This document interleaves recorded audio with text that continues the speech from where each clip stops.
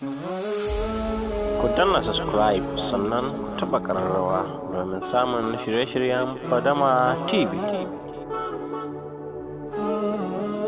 Assalamu alaikum wa rahmatullahi ta'ala wa barakatuhu. Barkanmu da sake saduwa da ku a cikin wani sabon bidiyo namu. Muna kuma ba da haƙuri na tsawon lokacin da muka ɗauka ba mu saki wani bidiyo ba. A yau wannan bidiyo din ina son yi bayani ne game da wani app, game da wasu sirrika game da WhatsApp, yadda za ka hana WhatsApp ya ci maka datar ka da yawa. Ma'ana yadda duk wani sako ba zai shigo wanda zai ci maka data ba. Misali za ka ga ka buɗe WhatsApp sakuna suna da shigowa da sauransu, kuma datar ka nan ta kare.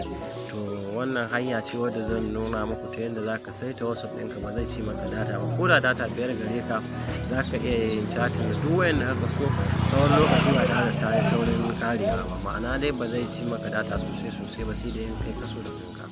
Insha Allah ku biyo mu cikin wannan bidiyo domin ganin yadda za ka saita wannan abu a cikin WhatsApp. Sannan waɗanda ba su yi subscribe ba su daina mana subscribe, waɗanda kuma suka yi mana liking da sharing da sauransu. Insha Allah muna ta cikin bidiyo. Yanzu da farko ba zai so in buɗe data. Kun ga na buɗe data.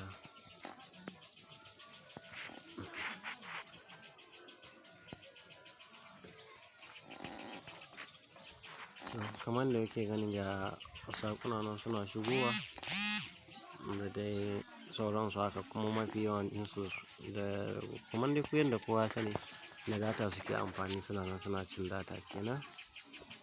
To abin da za ka yi domin hana wannan shine, bayan sakunan sun gama sauka, za ka zo nan inda ɗigo-ɗigon nan guda uku yake daga sama ka taɓa shi.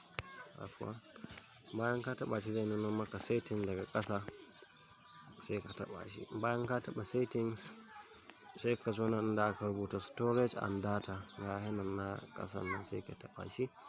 Bayan ka taɓa shi za ka ga rubutu da guda uku daga ƙasa, za ka ga nan da aka rubuta when using mobile data, to sai ka taɓa shi. To ga photo nan, ga audios, ga videos, ga sauransu. In ka yi makin su duka, to duk abin da zai shigo cikin wayar kawai zai fara downloading ne, kawai data ka tana ta ci gaba. Amma idan ka ciccire su gaba ɗaya, har da in ɗaya yake ya yi makin MB ne, in kuma dai dan saboda dole za ka tarar da wani a maki ko ɗaya ko biyu ko uku haka ko huɗu ɗin. To idan suna akwai wanda suke maki, sai ka cire makin ɗin da yake gare su haka, sai ka yi OK, shi kenan. Wannan kuma na amfani da wifi ne, shi ko ka bashi haka bai da matsala. In kuma kana amfani da wifi kana iya cire su in ka so, amma da yake wifi ba abu bane mai matsala ba, shi baka da kes da shi, sai ka kyale shi. Wannan ma ba sai ka cika shi ba. Bayan ka saita shi haka, sai ka zo ka dawo baya. To shi kenan. Daga yanzu duk sakuna duka za su iya shigowa, amma ba za su buɗe ba sai in kai ka zo ka taɓa su. Misali ko da hoto an ka turo, to ba zai buɗe ba sai in ka zo ka taɓa shi, in kana da buƙata. Sannan in kana buƙatan kawai ka ci gaba da chatting ko gaggaisawa da wasu ko magana, wanda dama wannan bai cin data, sai ka je kawai kai ta batun su. Wannan yake son ka gani, sai kuma ka je ka taɓa shi, zai buɗe. Ko da voice aka turo, in dai ya tukar zai kai kamar 1 MB haka, to ba zai buɗe ba. Saboda haka data ka za ta yi auki, kuma ba zai ci maka data ba sosai. Insha Allah, wannan shi ne.